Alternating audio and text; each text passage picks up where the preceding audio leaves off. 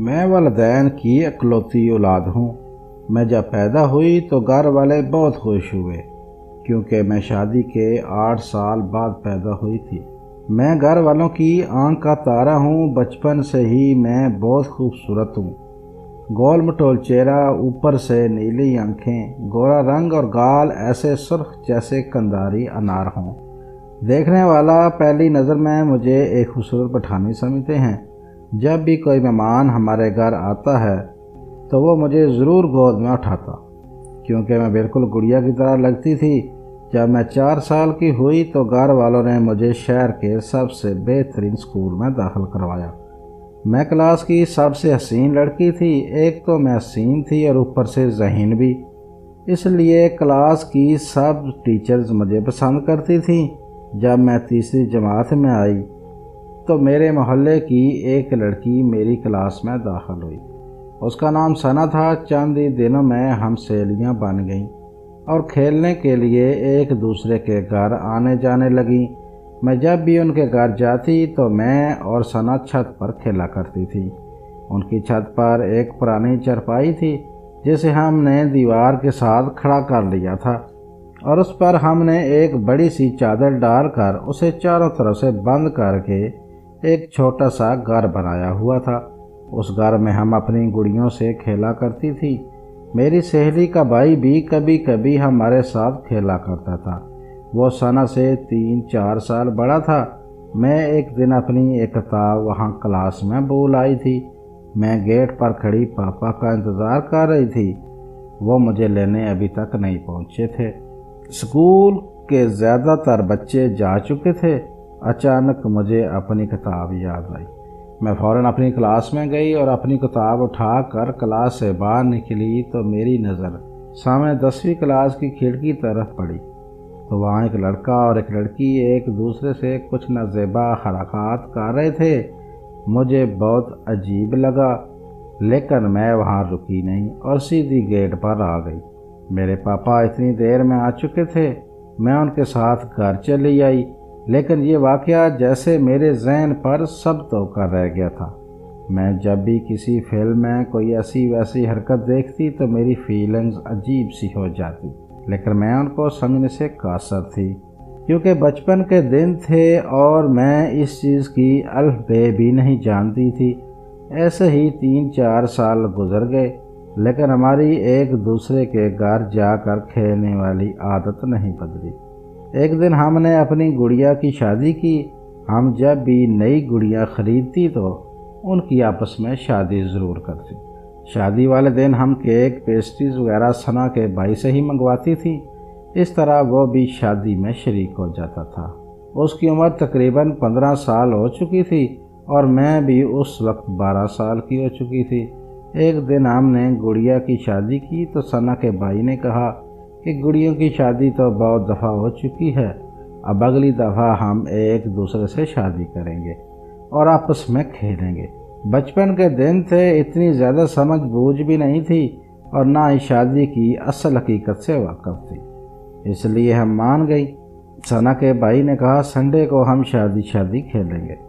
Sunday والے دن میں ثنا کے گھر گئی تو ثنا اور اس کا بھائی سنی مجھے لے کر چھت پر چلے گئے۔ چھت پر ہم اپنے مخصوص کمرے میں چلے گئے جو ہم نے چارپائی سے بنایا ہوا تھا۔ سنی نے مجھ سے کہا کہ آج میں اور تم شادی کریں گے۔ آج تم ثنا کی بھابھی بنو گی اور ثنا آج کے بعد تمہاری خدمت کیا کرے گی۔ سنی نے مجھ سے پوچھا کہ تم مجھ سے شادی کرو گی تو میں نے ثنا کی طرف دیکھا تو سنی نے کہا کہ بھائی بہن کے درمیان شادی نہیں ہوتی، اس لیے تمہیں ہی مجھ سے شادی کرنی پڑے گی۔ میں نے کہا ٹھیک ہے کہ آپ مجھ سے ہی شادی کر لو۔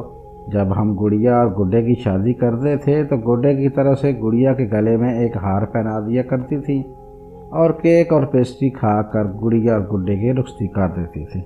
اگر میرا گڈا ہوتا تو میں اس کی گڑیا ساتھ لے آتی اور اگر میری گڑیا ہوتی تو میں وہاں چھوڑ آتی۔ سنی کے پاس بھی ایک ہار تھا، اس نے میرے گلے میں پہنا دیا اور کہا کہ اب تم میری دلہن ہو۔ میں نے کہا کہ آپ میرے دلہا ہو۔ پھر ہم نے مل کر مٹھائی کھائی جو سنی ہماری شادی کے لیے اسپیشل لے کر آیا تھا۔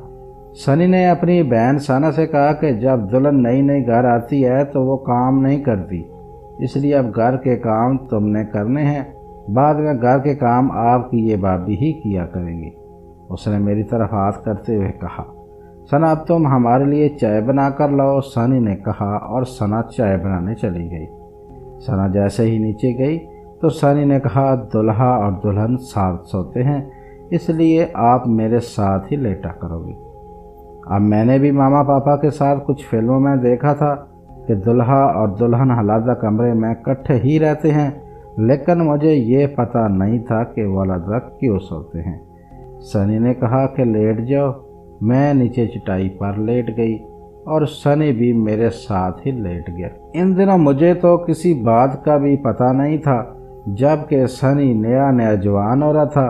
उसने लड़कों से सेक्स से मुतल्लका बातें सुनी हुई थी कि मर्द और औरत का ताल्लुक किस किस्म का होता है और वो क्या क्या करते हैं। हाँ, तो मैं बता रही थी कि सनी ने मुझसे छेड़छाड़ शुरू कर दी। मेरी सांसों की रफ्तार में तेज़ी आ रही थी। उसी दौरान सनी की बहन चाय बनाकर ले आई। उसकी सैंडलों की आवाज़ सीढ़ियों से ही सनी ने सुन ली थी, इसलिए फ़ौरन वो सीधा हो गया था और मुझे कहा कि सना को कुछ नहीं बताना। सना 3 कप चाय बना कर ले आई। उसने एक कप सनी को दिया और एक कप मेरी तरफ बढ़ाया। उसकी नज़र मेरे चेहरे पर पड़ी तो उसने मुझसे पूछा कि क्या बात है, तुम्हारा चेहरा इतना सुर्ख क्यों हो रहा है। और सना कहने लगी कि तुम्हें दवाई लेनी चाहिए। तो सनी कहने लगा, आज ही हमारी शादी हुई है और तुम मेरी दुल्हन को भगा रही हो। तो सना कहने लगी, दुल्हा मियाँ पहले दुल्हन को दवाई ला के दो। तो मैं बोली, नहीं, मैं पापा के साथ चली जाऊंगी, मुझे घर जाना है। सना ने कहा कि पहले चाय तो पी लो। मैं चाय पीने के बाद अपने घर आ गई। उसके बाद भी मैं मामूल के मुताबिक सना के घर खेलने जाती।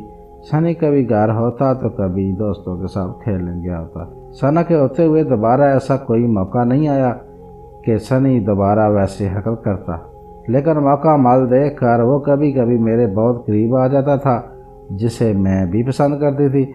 ऐसे ही एक दिन मैं सना के घर गई तो घर में सनी के सिवा कोई नहीं था।